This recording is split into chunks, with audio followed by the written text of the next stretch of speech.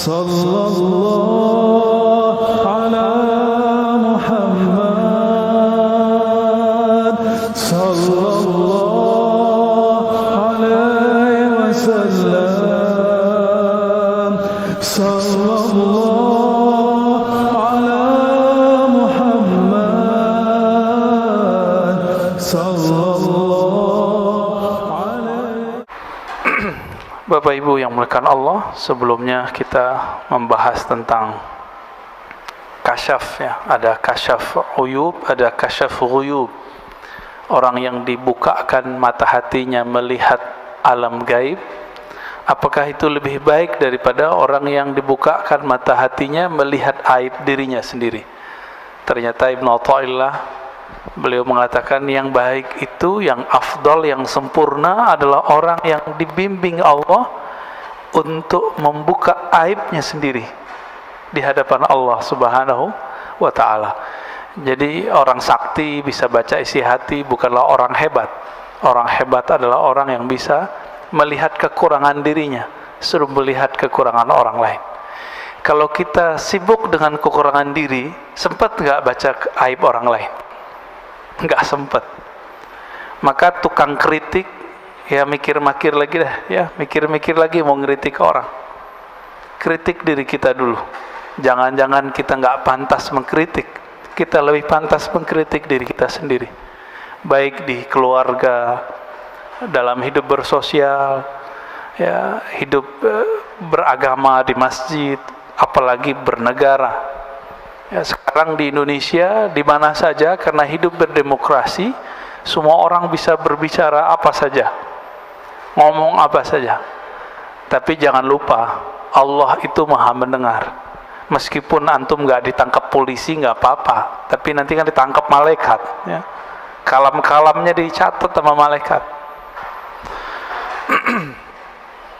Dan negeri kita termasuk negeri paling bebas untuk berbicara. Meskipun beberapa orang mau framing negeri kita ini udah komunis, enggak ya. Itu jualan politik tahun-tahun lalu. Negeri kita diktator, lebih diktator Saudi lah. Ya, lebih diktator Turki, Pak. Yang antum puji-puji setiap hari presidennya, itu ada yang mengkritik langsung dihabisin oleh presiden Turki. Kelompok Gulen, tahu Gulen ya? Fatwa Gulen itu mencoba mengekspos korupsi. Menurut mereka ini temuan korupsi. Setelah 3 bulan itu temuan itu hilang dari situs mereka. Habis itu terjadi pergerakan, kita nggak tahu siapa yang berbuat. Terjadilah pemberontakan. 2.000 orang berontak, yang ditangkap lebih dari 20.000. Coba kalau orang-orang begitu ada di Indonesia, dibiarin aja, Pak. Orang-orang kayak Gulen ada di Indonesia, dibiarkan. Ya.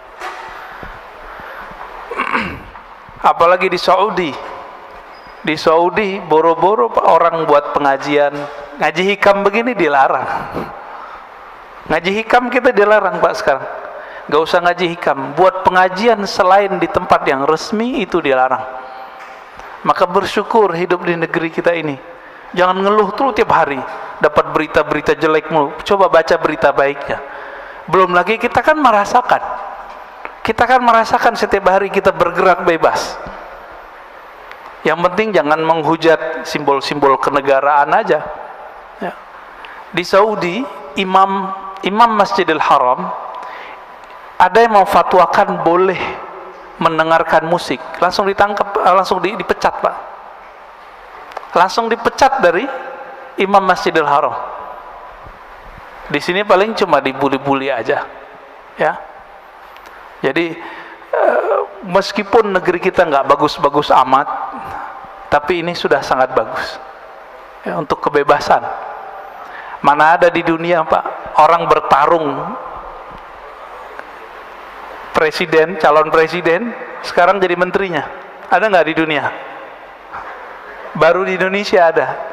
Di Amerika aja nggak ada. Ya, di Inggris aja nggak pernah terjadi. Ya, nggak pernah terjadi. Nah, ini anugerah buat negeri kita, orang-orang kita orangnya legowo, ya. Cuma orang-orang yang kemarin sudah kecuci otaknya itu belum bisa legowo sampai hari ini, masih punya barisan sakit hati. Saya berharap coba deh, ya, dibenerin kolbunya. Jangan dengerin berita yang jelek terus, ya. Dan salah satu hal yang kita syukur tapi juga nggak pantas kita bersyukur.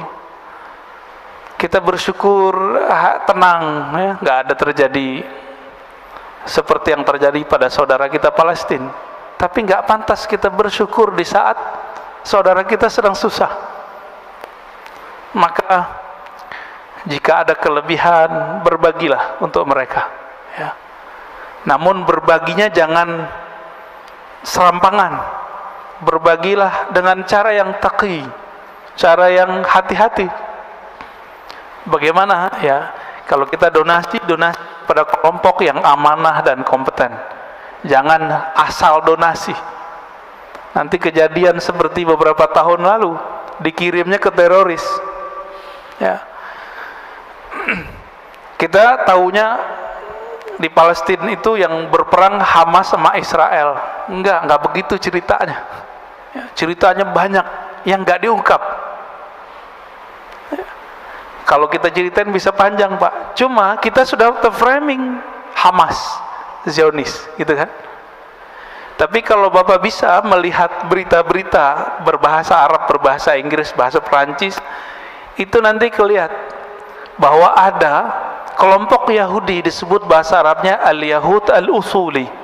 Kalau bahasa kita mungkin Yahudi Ortodok, Yahudi Kolot, atau Yahudi yang syar'i versi mereka.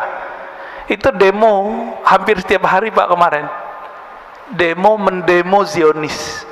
Jadi Yahudi ini beda dengan Israel, Zionis. Jadi Zionism bahasa Arabnya Sahyuniyah. Itu Zionis. Itu beda apa dengan Yahudi secara umum. Itu sebabnya Rasulullah tidak mempermasalahkan dirinya menikah dengan seorang perempuan anak pemimpin Yahudi. Karena Yahudi itu sendiri tidak ada masalah. Yang masalah itu kalau sudah ada alif lamnya ini, Zionis, Yahudi yang berideologi Zionis. Mereka lah penjajah di dunia. Tapi karena mereka sekarang punya media, punya kekuatan ekonomi, punya senjata-senjata yang canggih, ya mereka yang nguasain, Pak.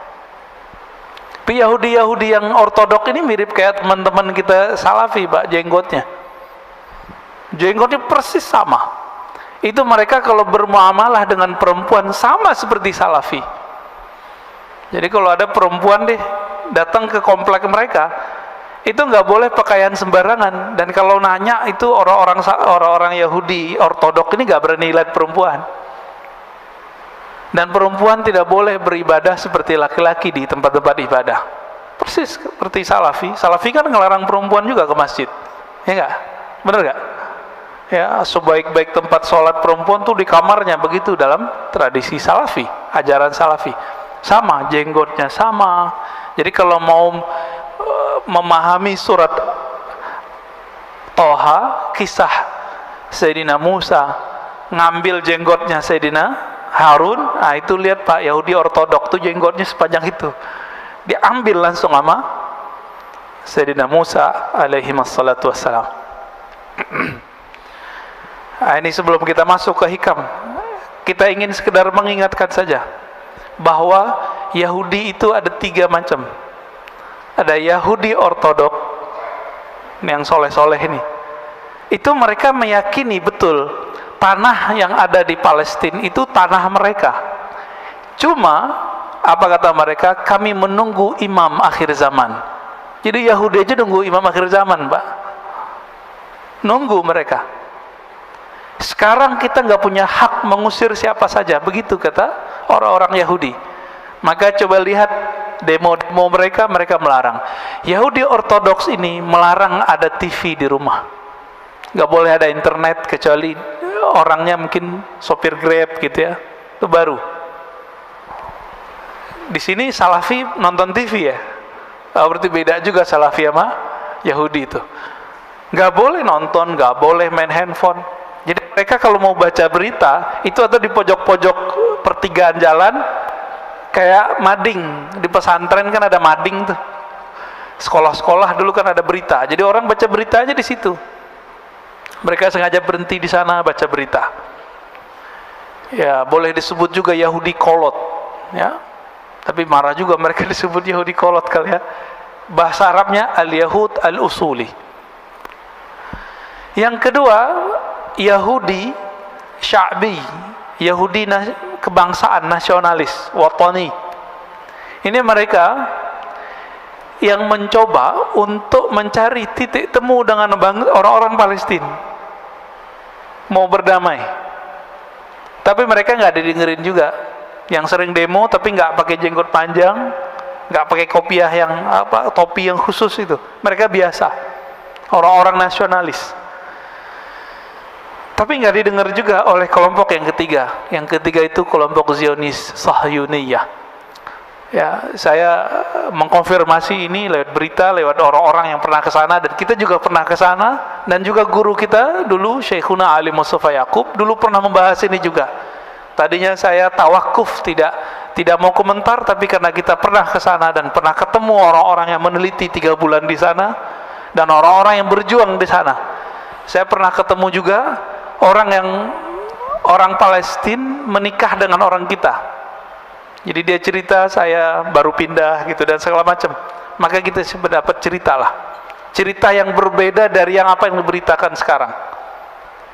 Ya. Kejadian di Palestina kemarin, teman-teman yang berkat Allah, jangan terlalu semangat nggak jelas. Ya. Ini persoalannya adalah Masjidil Aqsa, nggak jauh dari situ ada satu distrik kecil namanya Sheikh Jarrah. Sheikh Jarrah nama orang tapi jadi nama kampung, jalan. Ya.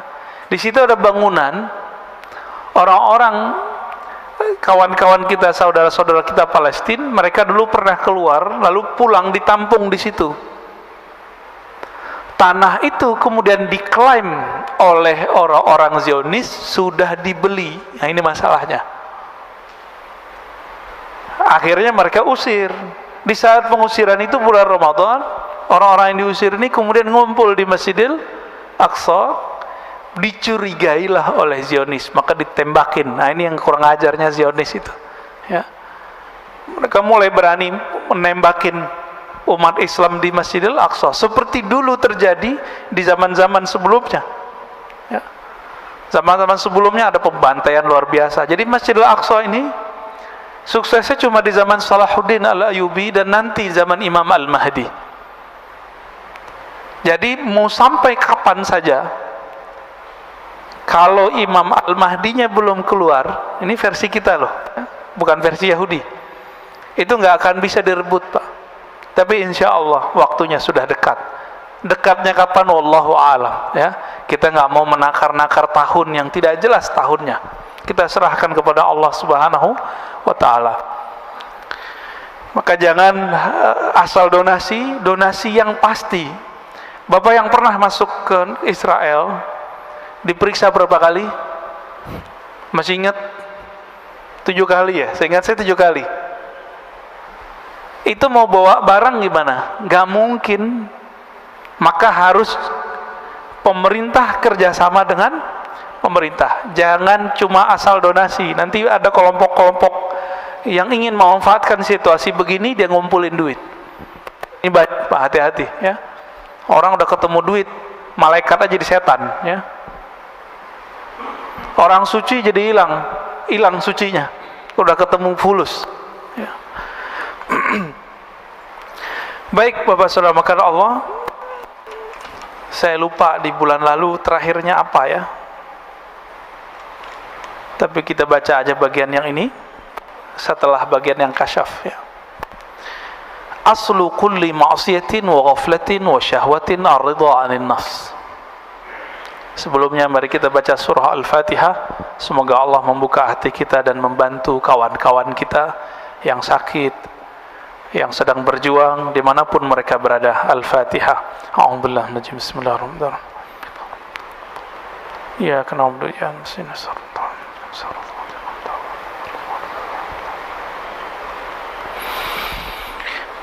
Qala Ibn Athaillah Sakandari qaddasallahu sirrahu aslu kulli ma'siyatin wa ghaflatin wa syahwatin ar-ridha 'anil nafs. Sumber dari semua maksiat, sumber dari semua penyakit hati bernama lalai, sumber dari syahwat itu adalah ar-ridha 'anil nafs. Meridhai, membiarkan kehendak diri, membiarkan diri kita terpapar oleh syahwat, membiarkan diri kita menikmati tidur lalu tidak tahajud, membiarkan diri kita berdebat, membiarkan diri kita untuk memandang sesuatu yang tidak halal.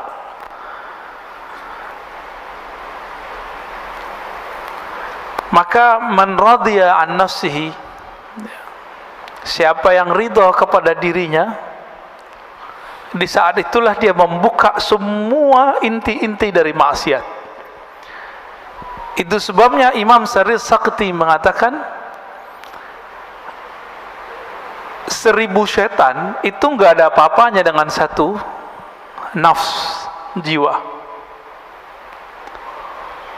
Atas dasar itulah kalau bulan puasa masih ada orang maksiat meskipun setannya sudah dibelenggu. Jadi kalau banyak orang bertanya, kan setan sudah dibelenggu. Nah, ini berarti doktrin kita salah selama ini. Maksiat itu nggak perlu ada setan. Merusak di bumi nggak perlu ada setan, Pak. Bakat alami dalam tubuh kita itu merusak.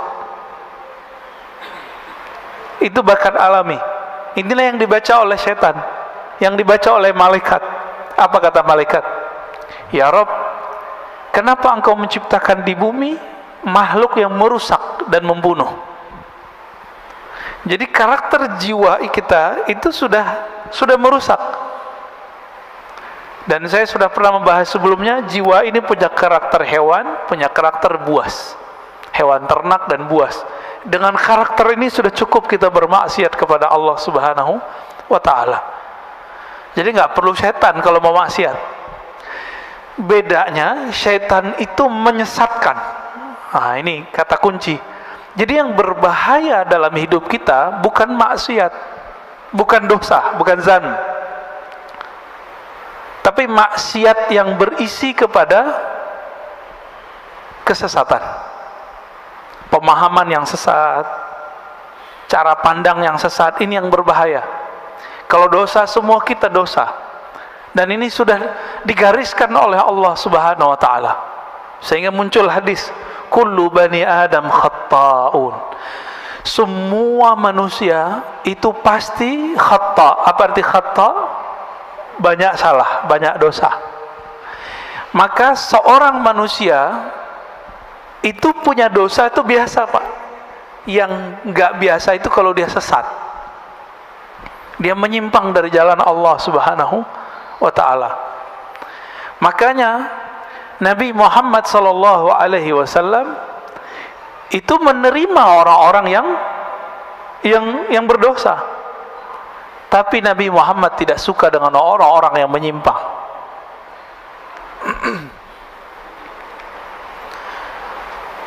Dan dibalik, kalau maksiat, taat, ya, kemudian syahwat itu dimulai dari kita ridha kepada diri, lalu sebaliknya pokok dari ketaatan, pokok dari kesadaran dan kehormatan itu adamur ridha minka anha. Kamu tidak membiarkannya, kamu tidak meridhoinya. Kalau sepertiga malam terakhir jam 3 maunya badan tidur atau sujud, Pak? Tidur, ya. Kita biarin begitu. Ini namanya asal kulli ma'asiyah. Maksiat mulainya dari situ. Kita biarin, kita manjain jiwa. Terlalu memanjakan nafs jiwa, ini awal dari semua maksiat. Ya. Oleh karena itu, Imam Ibn Athaillah As-Sakandari memberikan karakter seorang mursyid. Mursyid itu bukan orang yang hebat. Mursyid itu man la yarda an nafsih. begitu di kitabnya, li antas haba jahidan la yarda an nafsi. Kamu berguru, bersahabat dengan seseorang yang tidak meridhoi dirinya, nafsnya, jiwanya, itu lebih baik daripada kamu berguru kepada orang yang meridhoi nafsnya, jiwanya. Maka kalau mau cari guru, carilah guru yang tidak membiarkan dirinya terpapar oleh nafs, jiwa kita, ya, kehendak diri.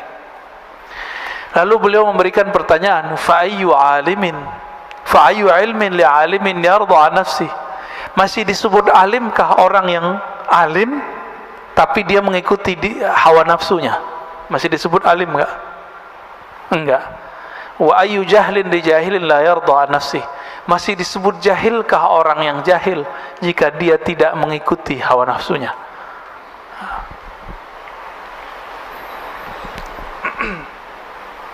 Sekarang kita masuk ke, ada satu istilah di dalam qalbu namanya basirah.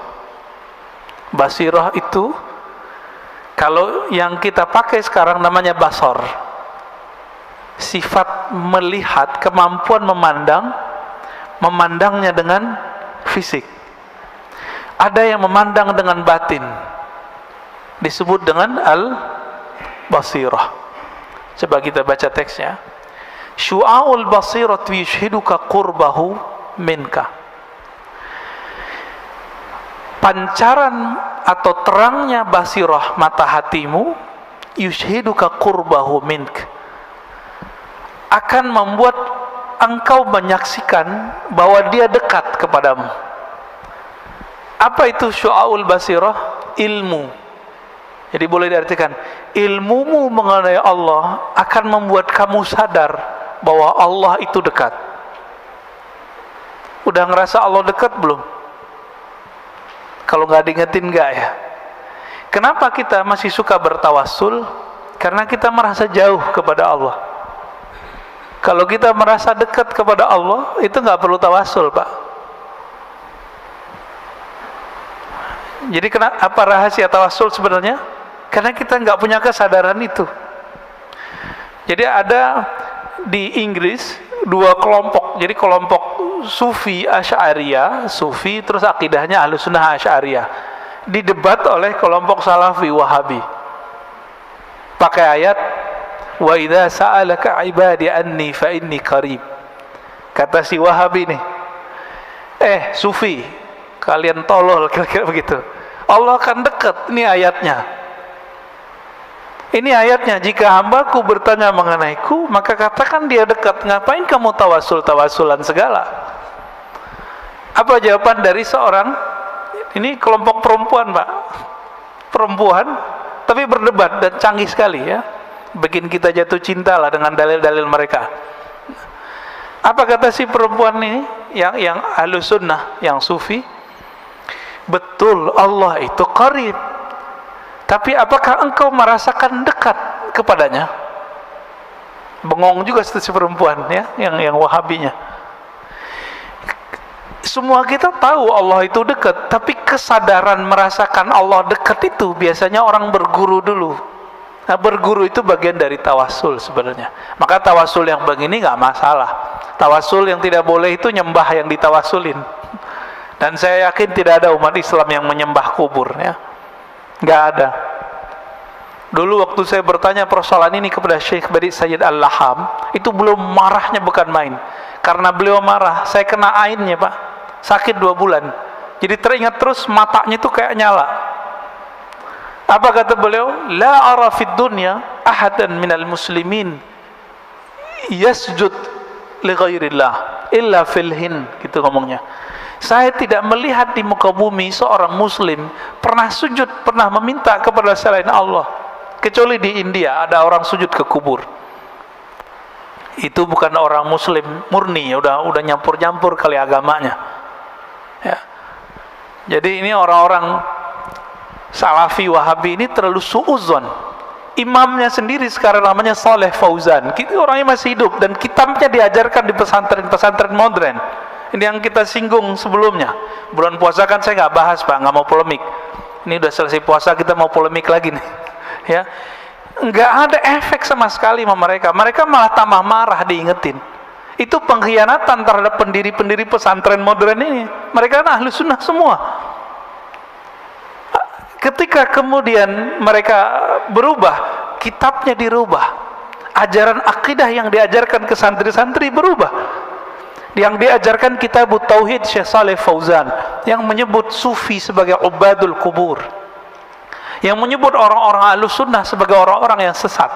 Ahlus Sunnah Asy'ariyah disebut sesat, Pak. Ini mohon maaf, ya. Kita belajar sifat 20, Allah wujud kidam baqa. Ini rata-rata belajar itu kan? Benar nggak?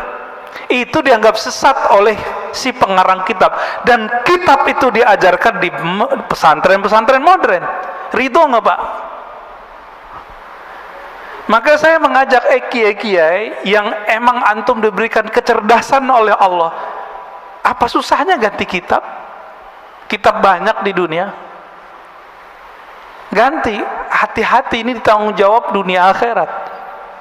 Oh Ustadz, ini kitab cuma untuk perbandingan. Santri kita cuma emang santri sebelum dia kuliah udah bisa membandingkan. Paling cuma 1-2. Anak kuliah aja banyak yang nggak paham kok. Udah dokter juga banyak yang paham, apalagi cuma santri kelas SMP, SMA, sanawiyah aliyah, nggak akan paham, Pak. Jangan ngeles, udah ganti aja. Maka bapak-bapak yang naruh anak di pesantren modern, tolong sampaikan ini kepada kiai-kiainya. Ya. Saya ke sahabat-sahabat saya punya pesantren modern, saya udah ngomong. Yang bisa saya sampaikan, saya sampaikan. Ada yang memusuhi, ada yang senang dikasih tahu. Ya. Ada yang bersyukur. Ini diingetin. Bayangkan Pak Syekh Saleh Fauzan itu di kitab Tauhid bilang, orang maulid itu menyerupai Nasrani. Menyerupai Nasrani kufur nggak? Kufur. Bahaya nggak nih? Bahaya. Ya, orang tawasul musyrik bagi dia.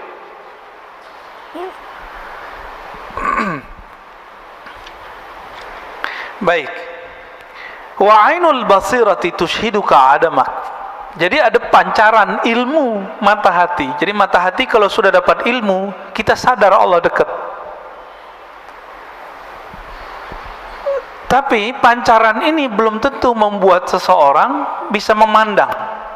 Jika basirahnya sudah bisa merasakan memandang, tushhiduka adamak, maka ketika engkau mulai membuka mata hatimu, kata beliau, tushhiduka adamak, kamu akan merasakan bahwa dirimu itu tidak ada dibandingkan wujudnya. Jadi kita ini kalau nggak diwujudkan Allah, ada nggak? Nggak ada.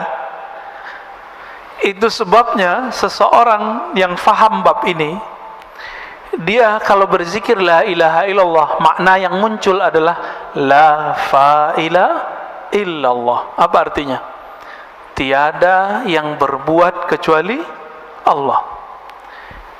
Yang berbuat ke dalam diri kita, yang berbuat kepada anak istri, keluarga, teman, negara kita, bahkan yang terjadi sekarang di Palestina, yang terjadi sekarang di Saudi, di negeri kita, itu nggak akan terjadi kecuali Allah yang pada hakikatnya menggerakkannya.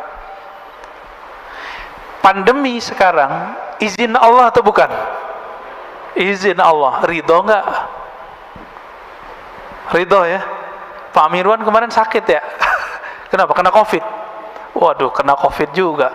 Kalau mas sebelah dibilang munafik, Pak.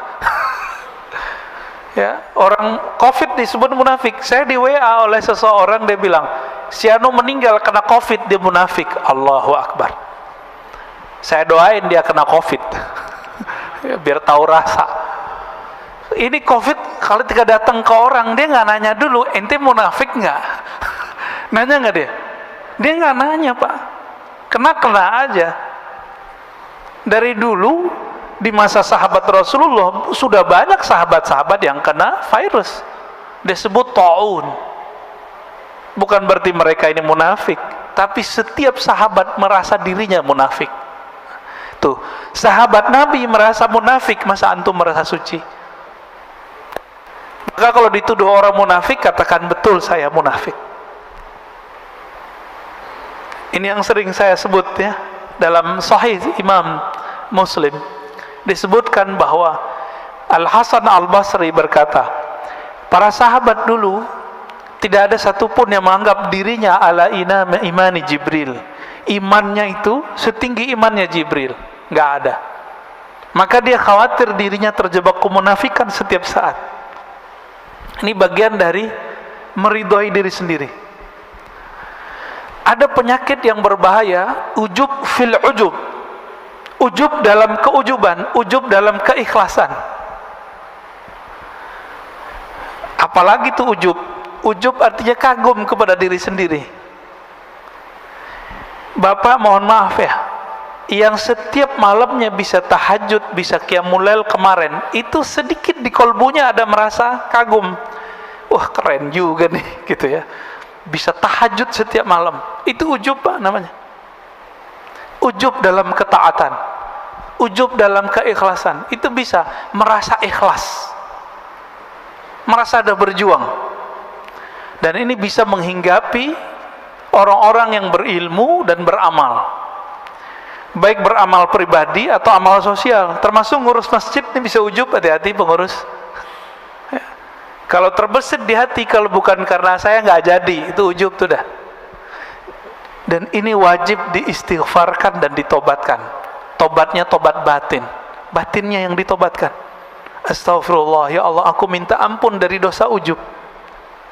Ini lebih susah bersihinnya daripada dosa maksiat. Dosa mata jelalatan itu gampang Pak, pakai subhanallah 100 kali hapus. Tapi kalau yang ini bertambah amal, dia bertambah ujub. Maka sebelum beramal, bersihkan dulu itu dengan istighfar dan tobat. Oleh karena itu, guru-guru kita mengajarkan salat tobat setiap hari. Dibidahin lagi sama teman kita. Salat tobat itu dikiaskan kepada orang yang masuk Islam sholat. Itu sholat tobat sebenarnya ya. Jadi kalau sudah terbuka mata hati, lalu bisa memandang, yang dipandang di alam semesta bukan fisiknya, yang terlihat adalah campur tangan Allah subhanahu wa ta'ala. Negeri kita ini kalau bukan didoakan oleh para aulia, para wali-wali Allah, ini sudah chaos dari kemarin Pak. Coba bayangkan ya, pertarungan 01-02 kemarin, itu dahsyat sekali. Udah hampir bentrok ini umat. Sama-sama umat. Satu bawa nama umat, satu bawa nama umat, sama-sama umat. Udah hampir habis kita ini. Tapi karena doa-doa mereka, ini negeri masih bertahan. Alhamdulillah. Bahkan orang-orang yang bertarungnya sekarang bergabung. Ini kalau nggak doa mereka, nggak akan aman Pak. Nggak akan aman. Malaysia sempat kisruh juga masalah Perdana Menteri ya. Kita doakan jangan sampai negara-negara jiran kita kena juga ya. Ke atas sedikit, Patani udah lama kena musibah ini. Atas lagi Myanmar sudah chaos Pak ya, ketutup sama berita-berita yang lain. Mereka hancur sehancur-hancurnya sekarang. Alhamdulillah negeri kita masih bertuhan lah mereka ya. Saudi nunggu waktunya aja. Perang saudara nanti mereka itu. Karena saudara udah ngantem saudaranya. Yang tersisa cuma itu. Yaman sudah hancur Pak. Benar nggak udah hancur? Ada Houthi di situ, perang sama Saudi. Tiap hari. Paling Abu Dhabi kerja sama Israel, kan repot juga Pak. Ya. Membingungkan. Qatar yang bantuin teroris waktu di Suriah kan banyak kelompok-kelompok di Qatar, mungkin bukan governmentnya yang bekerja, tapi kelompok-kelompok yang ada di situ. Bahkan teman memfatwakan bunuh temannya. Syekh Yusuf Al-Qaradawi memfatwakan bunuh ulama-ulama yang pro kepada pemerintahan yang di Suriah. Sampai begitu. Sampai guru saya Syekh Taufik Al-Buti habis kehilangan ayahnya, datang ke UI Pak waktu itu, UI Salemba, yang pasca sarjana kajian Timur Tengah. Kok ada mahasiswa nanya tega, Syekh, ente pro Asad atau anti Asad? Kok tega nanya begitu? Orang lagi berkabung. Beliau itu orangnya lembut. Itu kalau bahas apa bisa nangis. Bahas bab sholat istisqa nangis. Kita udah bahas tasawuf aja nggak nangis-nangis. Bahas zikir aja nggak nangis-nangis. Beliau bahas fikih nangis, Pak. Saya nggak pernah ngeliat beliau marah. Itu sekali saya ngeliat beliau marah. Syekh Taufik bin Muhammad Sa'ir Ramadan Al-Buti. Ada yang nanya begitu. Apa jawaban beliau? La uayyidu bashar wa la uayyidu fulanan, innama uayyidu ra'iyati ummati al-islamiyah. Saya nggak pro siapa-siapa, saya cuma pro kedamaian umatku, rakyatku. Gitu aja Pak jawabannya. Dan suaranya meninggi. Tega gitu ada orang nanya begitu sama dia, ya. Udah hancur Pak sekarang. Apa gorengannya? Nih hati-hati, Indonesia hampir berhasil nih. Anti Syiah, Syiah kafir. Ini ada Pak ya, mohon maaf. Jadi setiap gerakan yang mengatakan Syiah kafir itu berasal dari kelompok Wahabi. Dan Wahabi ini, kata Muhammad bin Salman, ini produknya Amerika. Mereka sendiri yang ngomong. Karena untuk menghancurkan orang-orang yang berbeda dengan Wahabi itu, cukup bilang aja mereka sesat, kafir. Dan ini sudah terjadi Pak. Bashar Assad itu dikafirkan. Padahal Bashar Assad itu istrinya Sunni, menteri-menterinya Sunni, tapi dia lahir di komunitas salah satu Syiah namanya Alawiyah, bukan Alawiyah yang habaib, ya. Ini beda. Meyakini salah satu ajaran namanya reinkarnasi, tapi beliaunya sudah enggak. Nah, ini gorengannya gitu di sana. Berhasil di Suriah, berhasil di Irak, berhasil. Mau dicobain di Indonesia. Saya termasuk pengkritik Syiah, tapi saya tidak mengkafirkan semua Syiah. Kita bisa adu kitab Pak, ya. Yang kafir itu namanya Syiah Gulat. Apa arti Syiah Gulat? Syiah ekstrim. Syiah ekstrim ini kelompok Kailaniyah, ya, Sabaiyah. Ini saya konfirmasi kepada orang-orang yang juga Syiah, mereka juga mengkafirkan kelompok itu. Kenapa? Mereka menyembah selain Allah. Syiah yang ada sekarang di Bahrain, yang ada sekarang di Iran, itu Syiah yang mana? Itu Imamiyah. Imamiyah ini juga pecah seperti Ahlu Sunnah. Ada yang ekstrim kayak Wahabi, ada Pak. Ada yang moderat, ada yang liberal, ada yang Sufi. Tapi mereka nggak menyebut Sufi, nyebutnya Irfani. Ada yang dekat ke Ahlus Sunnah. Ada namanya Zaidiyah, ini dekat ke Ahlus Sunnah. Itu ada di Yaman. Yang tokohnya sering dikutip-kutip oleh kelompok Salafi, namanya Imam Son'ani, yang nulis kitab Subulus Salam. Kita sampaikan gitu, mereka nggak percaya juga, ya. Padahal Son'ani tertulis dalam kitab-kitab Syiah Zaidiyah. Saya punya daftar ulama-ulama Zaidiyah itu.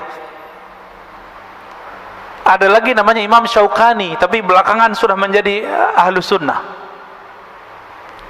Ini Syiah yang dekat ke Ahlus Sunnah. Dan sekarang muncul Syiah dari Imamiyah yang sudah mulai mencari titik temu dengan Ahlus Sunnah. Salah satunya kelompok Hizbullah yang ada di Lebanon. Pernah dengar Pak? Itu sudah mulai mendekat kepada Ahlus Sunnah. Artinya mereka menolak ajaran mencaci maki sahabat dan istri-istri Nabi. Lalu ada di Kuwait,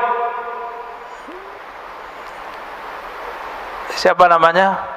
Yasir Audah, ya. Tapi Yasir Audah yang Syiah ini menolak. Sorbannya gede, warnanya putih. Lalu ada yang dari kalangan Al-Marja' Ad-Dini namanya. Marja' Ad-Dini itu di sana mujtahid. Jadi mereka itu sampai sekarang menjaga strata ulama. Di Indonesia kan nggak ada ya. Tapi sebenarnya secara praktek ada. Yang boleh mengeluarkan fatwa itu disebut Al-Marja' Ad-Dini. Dokter aja nggak boleh kalau dia nggak ngikutin jalur ini. 1, 2, 3 sampai terakhir namanya Al-Marja' Ad-Dini. Namanya Sayyid Kamal Al-Haidari. Dia menolak menghujat istri Nabi, tapi mengkritisi beberapa sahabat Nabi, cuma tidak mengkafirkan dan mencaci maki. Apa kata dia?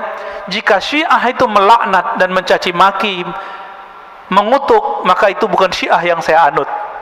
Ini namanya Sayyid Kamal Al-Haidari. Maka beliau ini dikafirkan oleh kelompok Syiah ekstrim.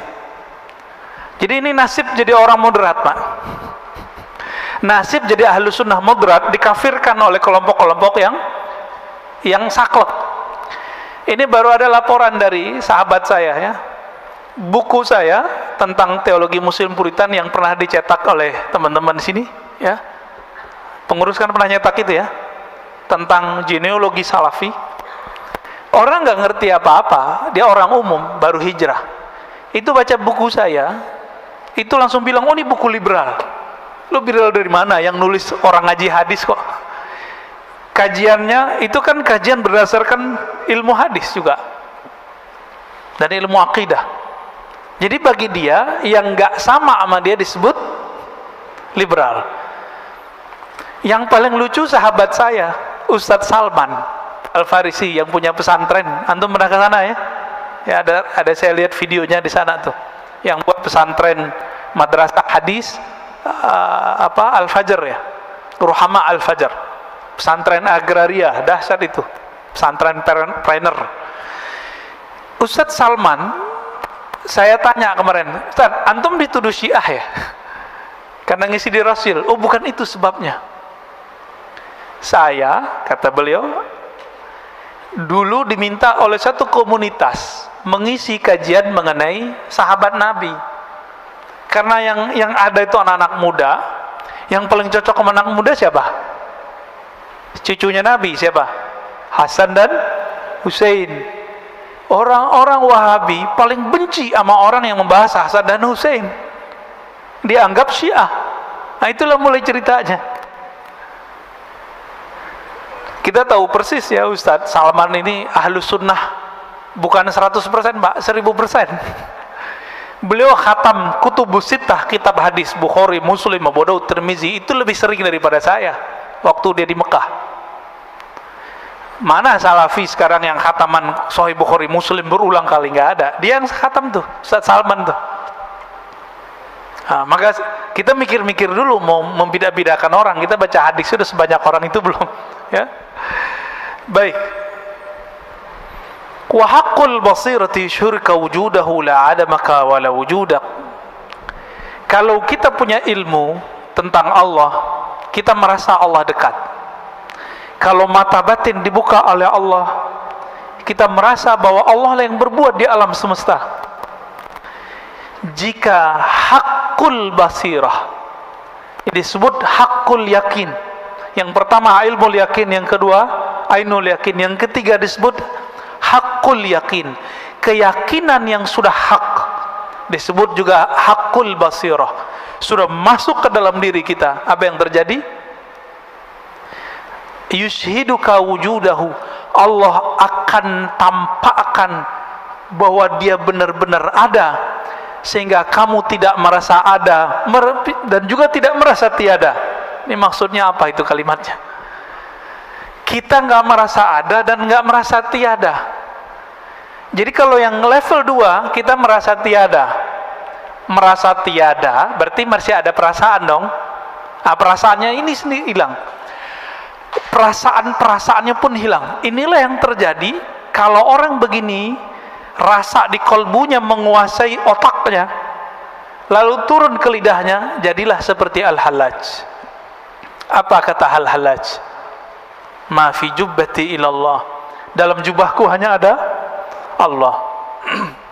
Dia lagi sakar, lagi mabuk. Mabuk bukan karena wine, mabuk karena cahaya-cahaya ma'rifat meliputi dirinya. Orang lagi kasmaran jatuh cinta nggak?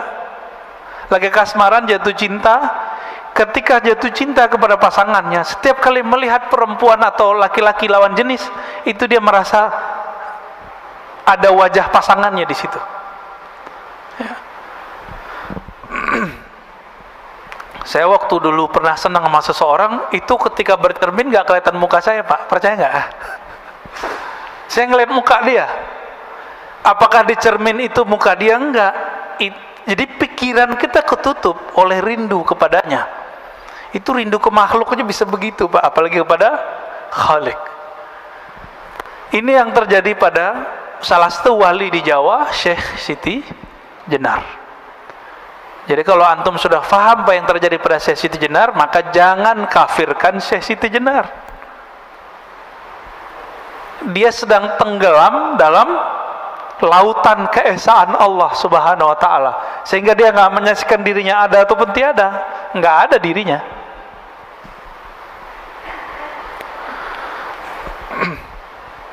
Ini juga yang terjadi pada Imam Abu Yazid. Abu Yazid ini lagi zikir subhanallah, subhanallah, berubah Pak. Dia nggak memandang lagi yang berbicara ataupun yang dibicarakan. Di saat itu Allah meminjam lidahnya. Subhani, subhani, maha suci aku. Itu bukan Abu Yazid yang maha suci, tapi Allah meminjam lisan Abu Yazid. Namun ada ulama yang ketat, dia menghindari itu terjadi pada dirinya. Itu lebih sempurna, yaitu Al-Qutub Ar-Rabbani Sultanul Aulia Sayyidi Syekh Abdul Qadir Al-Jilani. Itu dia nolak kejadian-kejadian begitu. Jadi dia bisa filter dirinya. Makanya kesempurnaan kewalian beliau lebih tinggi dari semua wali-wali yang ada di dunia selain sahabat-sahabat Rasulullah, ya. Disebutlah beliau Sultanul Aulia, rajanya para wali. Rajanya para wali. Dan itu dikabarkan bahkan beliau masih belum lahir. Udah lahir, masih remaja, dikabarkan oleh gurunya Yusuf Al-Ahmadani, ya. Itu dikabarkan, ya. Kana Allah wala syai'a ma'ah. Allah itu ada, wala syai'a ma'ah, tidak ada sesuatu pun bersamanya. Wa huwal an ala ma alaikan. Dia sekarang, dia dulu sama. Dia dulu sendiri atau bersama? Dia dulu di atas aras atau enggak ada aras? Enggak ada aras. Maka dia dulu dan sekarang sama. Oleh karena itu perdebatan mengenai Allah bertempat di aras, Allah di arah tinggi, arah atas, itu enggak ada manfaatnya sebenarnya. Sebenarnya loh, ya. Cuma karena orang awam sudah terjebak mengatakan Allah di atas, maka muncullah pembahasan, benarkah Allah bertempat? Kalau faham nih, ini hadis, ini kan hadis Sahih Bukhari, kan Allah wala syai'a ma'ah. Ini pertanyaan disampaikan oleh Abu Musa Al-Asy'ari dan teman-temannya orang-orang Yaman. Abu Musa Al-Asy'ari, sahabat Rasulullah dari Yaman, yang Nabi mengatakan al-iman Yamaniyah, al-hikmah Yamaniyah. Iman itu dari Yaman, hikmah dari Yaman. Maka Islam Indonesia berutang kepada orang Yaman, karena yang banyak mengislamkan kita adalah hadarin, orang-orang Hadramaut dari Yaman, ya. Ya, jazahumullah khairan katsira. Semoga Allah membalasi mereka dengan kebaikan. Di Jakarta ada yang tidak mau terkenal di masa hidupnya, sezaman dengan jidnya Habib Jindan, jidnya yang paling atas itu Habib Jindan yang senior, Pak. Itu punya teman namanya Al-Habib Ali Al-Yamani. Orang taunya cuma Syekh Ali Al-Yamani, nggak mau terkenal. Dekat dengan Habib Hussein luar Batang. Saya sampai sekarang belum pernah, Pak, ziarah ke luar Batang itu, ya. Itu ada Syekh Ali Al-Yamani datang dari Yaman ke sini bawa thariqat Qadiriyah dan thariqat Alawiyah. Ya, nggak dikenal orang, tapi Habib Jindan dikenal sama beliau. Itu kalau nggak habaib bisa dicek, Pak, ceritanya. Siapa nama syekhnya? Syekh Ali Al-Yamani. Nanti cari, ya. Namanya Syekh Ali Al-Yamani, yang suka ziarah-ziarah ke sana. Syekh Ali Al-Yamani Penjaringan. Ini kelompok habaib juga, ya, keturunan dari Yaman juga. Dulu orang Yaman, Abu Musa Al-Asy'ari dan keluarga klannya datang kepada Nabi ngaji. Apa pertanyaannya? Kaifa kana Rabbuna? Wahai Rasulullah, Allah dulu gimana sih? Gitu. Sebelum alam ini tercipta, Allah dulu gimana? Apa jawaban Nabi? Kana Allah, dipakai hadis ini. Kana Allah wala syai'a ma'ah.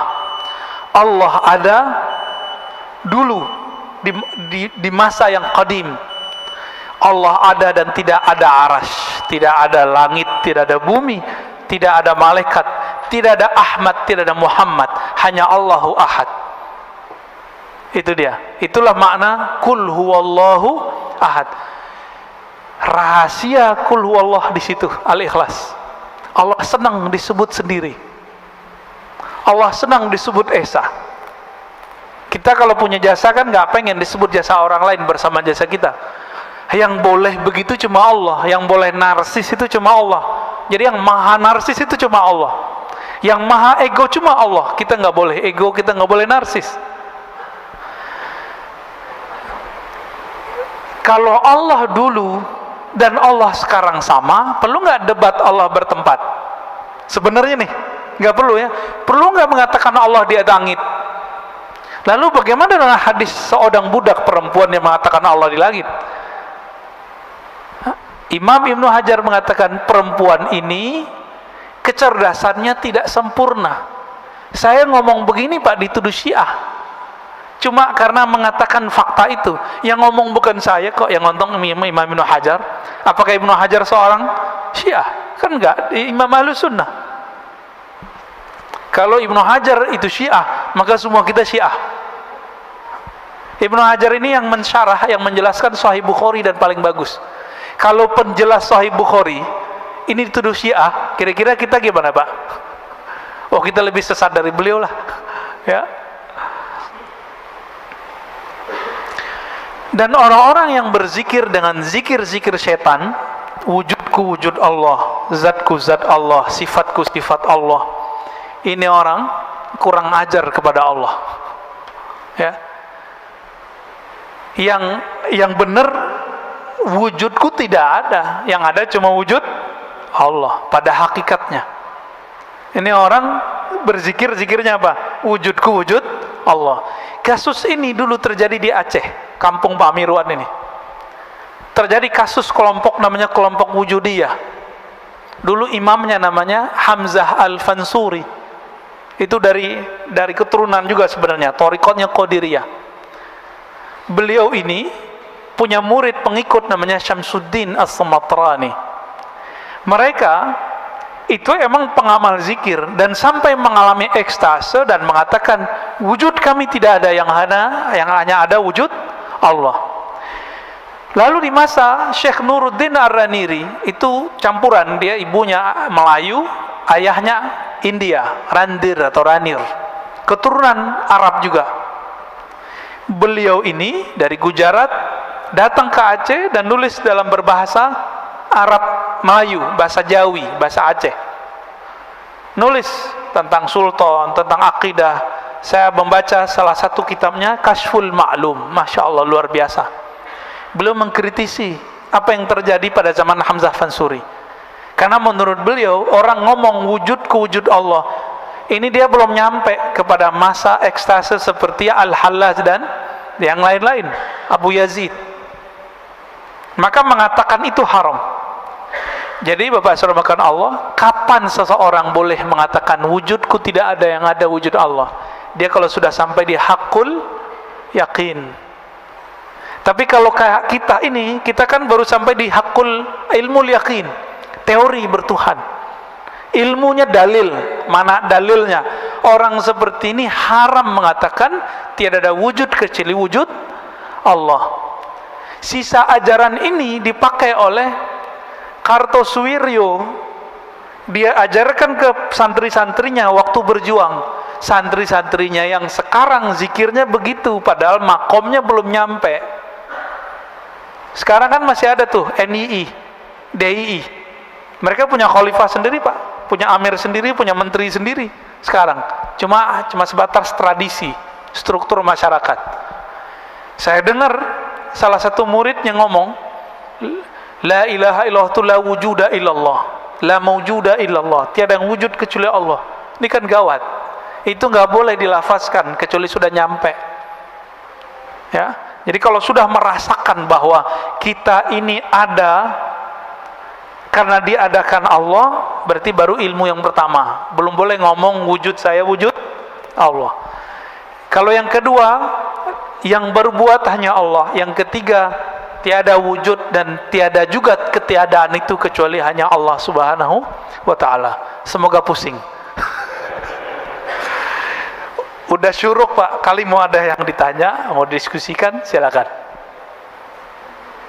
Ini ada permintaan doa dari sahabat kita, Pak Asmar ya, dekat sini ya, Pak Asmar Haris, anaknya di Aceh sekarang sedang opname, sedang sakit.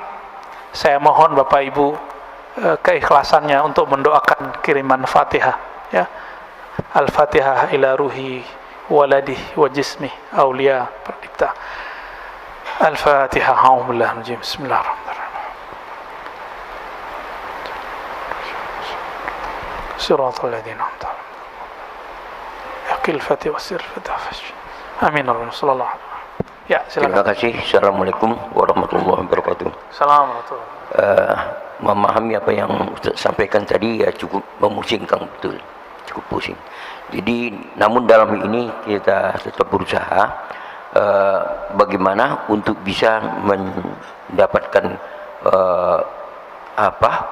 pemahaman yang lebih jelas untuk lebih mendekatkan diri kita kepada Allah. Sebab tadi dikatakan ada ilmu, kemudian ada di amal, kemudian yang paling tinggi itu adalah hakul yakin. Ini adalah yang melihatnya basiroh. Jadi bagaimana kita untuk bisa mewujudkan basiroh ini dalam diri? Apakah basiroh itu bisa diwujudkan di dalam diri kita untuk bisa meningkatkan pendekatan kita kepada Allah Subhanahu wa taala? Bagaimana? Kira itu sebentar.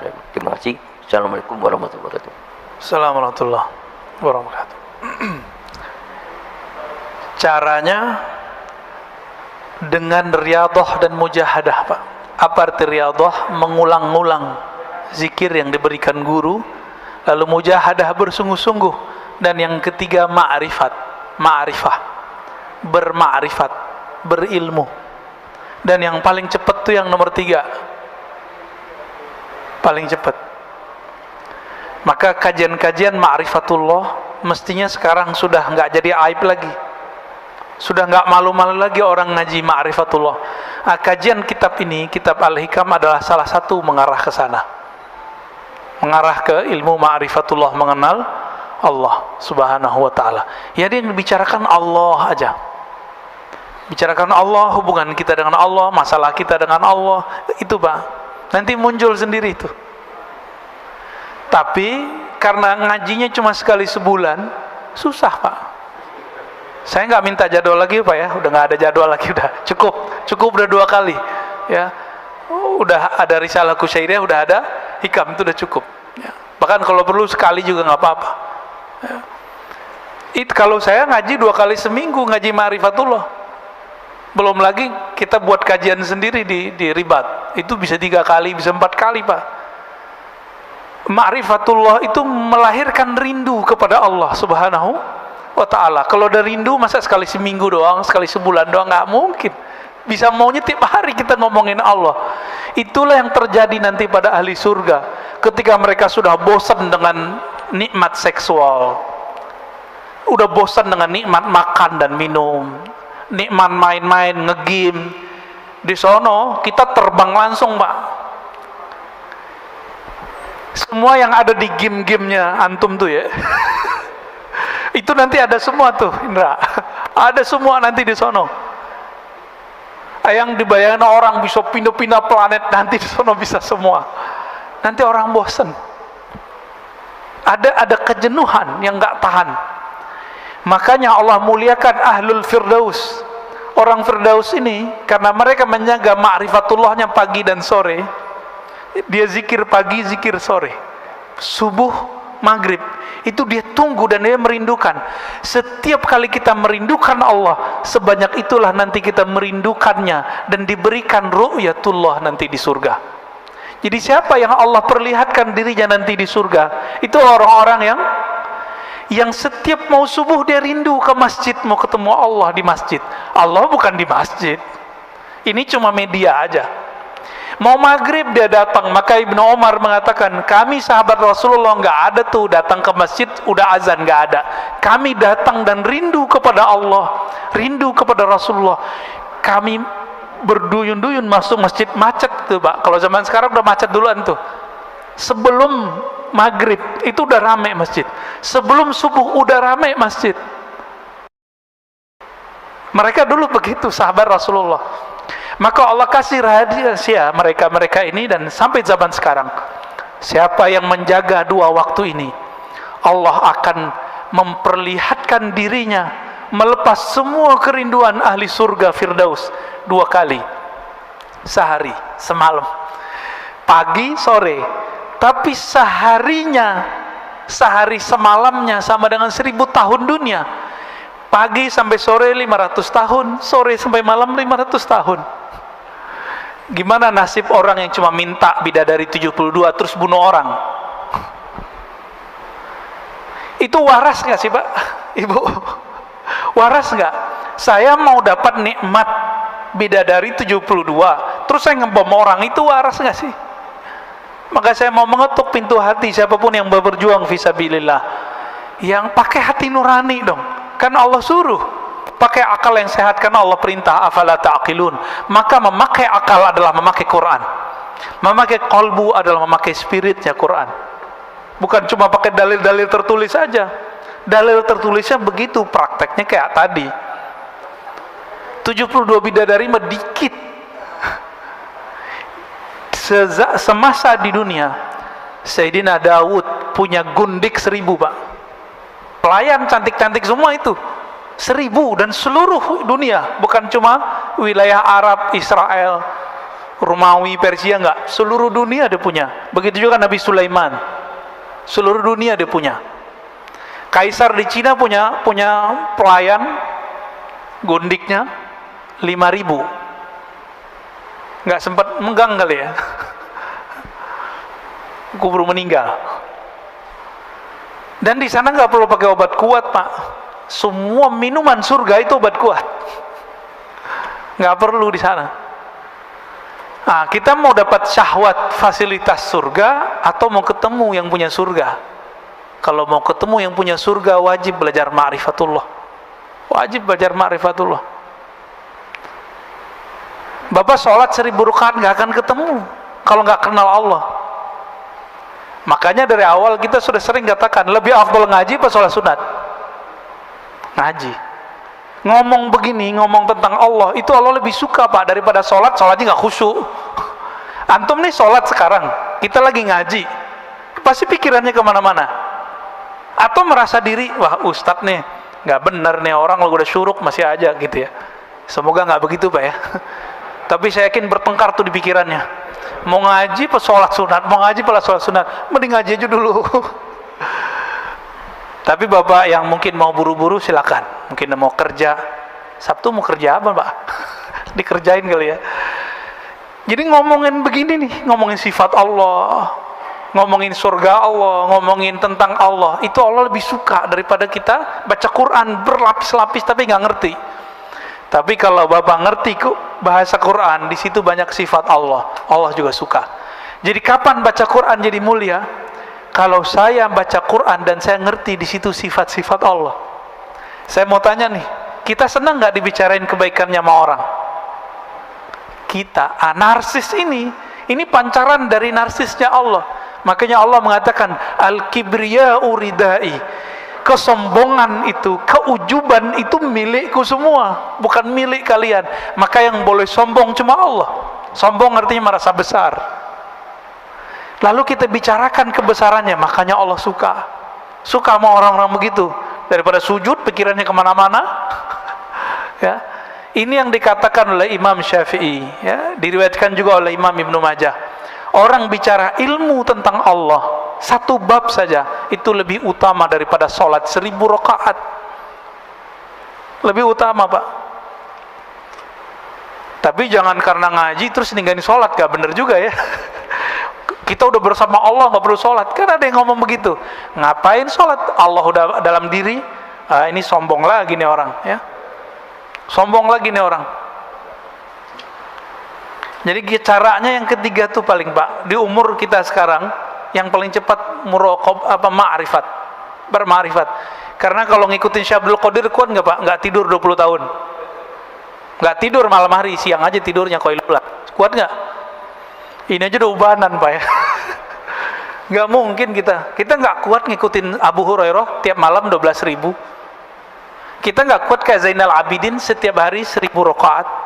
Makanya namanya Zainal Abidin, namanya Ali bin Husain bin Ali. gelarnya Zainal Abidin. Ini ada Habib Zainal Abidin ya. Ya. Habib Ali juga kali namanya. Itu nggak kuat Pak kita. Ada yang sholawat di sini 1000, itu udah gempor ya. Paling-paling cuma sholawat habis sholat, kayaknya udah soleh banget gitu ya. Paling-paling zikir pagi sore, enggak. Mereka kekasih Allah, kasih Rasulullah, sholawatnya bahkan setiap nafasnya. Beda sama kita. Kita nggak kuat ngikutin itu Pak. Abu Yazid Al-Bustami, di zaman yang dulu masjid itu susah, salah satu amalannya adalah sholat di masjid, jalan kaki. Ini Masya Allah, masjid kita ini dekat nggak ke komplek?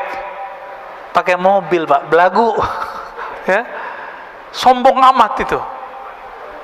Tapi nggak sombong lah ya, barangkali mobil tenang juga dibawa ke masjid. Modus, ngeles ya. Abu Yazid amalannya apa Pak? 1000 masjid di zamannya dia kunjungi jalan kaki. Ingat-ingat di masa kecil dulu, Bapak punya masjid di kampung, itu cuma satu kecamatan, satu masjid. Saya masih ingat masa kecil saya begitu. Bapak saya cerita tuh, masjid kita cuma sholat di masjid ini. Satu kecamatan Pak sholat di situ. Jalan kaki. Bayangkan ini 1000 masjid. Abu Yazid Al-Bustami. Beliau jadi wali, hampir gagal jadi wali karena ngeludah dari masjid. Ngeludah di masjid Pak. Gak berani Abu Yazid itu selonjoran kakinya. Ini lagi Jumatan, kakinya selonjoran. Ya. Nggak punya adab. Ya. Tapi kalau ada orang kiri kanan kita begitu, kita nggak punya hak marah Pak. Gurunya yang boleh marah. Ya, kecuali kita mau nasihatin. Lagi pengajian, ini banyak Pak yang pengajian sama saya yang alirannya beda sama kita. Itu kalau nanya kakinya dinaikin satu, terus satunya, oh Ustaz, nah gitu kayak nanyanya gitu. Ngetes, awalnya ngetes, habis ngetes baru bersila baik-baik. Ya. Karena yang dia tes ternyata singa, dicabik-cabik ya. Dia ngetes dalil, kita habisin dalilnya. Itu terjadi. Diingetin, disindir dalam khutbah, oh malah tambah selonjor kakinya. Ya. Tapi orang begitu nggak usah dikata-katain Pak. Kenapa? Dia lagi berperang dalam dirinya. Ya, dia lagi berkecamuk itu. Mana yang benar, merasa diri paling benar, itu lebih repot lagi. Maka kita beruntung nih, alhamdulillah dari tadi nggak ada yang selonjoran ya. Kalau mau kayak gitu Pak, kayak emas itu tuh, kakinya naikin terus kita begitu. Nah itu sunnah, coba praktekin rezeki. Bisa nggak? Bukan. Nah gitu tuh. Kayak gitu Pak. Jadi kalau pegel Jumatan kayak gitu Pak. Jangan selonjoran, nggak sopan. Lagi pengajian kita pegel nih, kesemutan, duduk begitu. Itu duduknya hampir 80% sahabat begitu duduknya. Jadi karena mereka lama ketemu Nabi. Cuma di negeri kita punya tradisi lain karena orang keraton. Ini agak berat. Kita duduk begitu dan nggak sopan. Tapi di masjid insya Allah aman lah ya. Ya silakan kalau mau duduk begitu. Taib. Udah 6:10. Mau lanjut? Cukup. Saya rasa cukup. Bapak saudara Allah, semoga kita dibimbing oleh Allah, diangkat derajatnya dari ilmu yakin kepada ainul yakin dan naik kepada hakul yakin, hakul basirah, yaitu bermakrifat mengenal Allah Subhanahu wa taala. Amin ya rabbal alamin. Allahumma nas'aluka ridhak. Ya Allah, dengan berkah salawat kepada nabimu dan Al-Qur'an yang kau turunkan kepada nabimu, faftah qulubana, maka bukakan mata hati kami. Allahumma rzuqna ridhak. Ya Allah, berikan kami ridhamu. Allahumma ja'al sayyiatina sayyiat man ahbabta. Ya Allah, jadikan kesalahan kami kesalahan orang-orang yang masih Engkau cintai. Wala taj'al hasanatina hasanat man abghadta. Ya Allah, jangan jadikan amal soleh kami amal soleh yang bersumber dari orang yang Engkau murkai. Allahumma rabbana atina fid dunya hasanah wa fil akhirati hasanah wa qina adzabannar. Ya Allah, berikan kami kebahagiaan memandangmu di dunia dan di akhirat, memandangmu di dunia dengan mata batin, memandangmu di akhirat dengan mata zahir dan batin. Amin ya rabbal alamin. Wa sallallahu ala nabiyina Muhammad walhamdulillahi rabbil alamin. Assalamualaikum warahmatullahi wabarakatuh. sallallahu ala Muhammad sallallahu alaihi wasallam sallallahu ala Muhammad sallallahu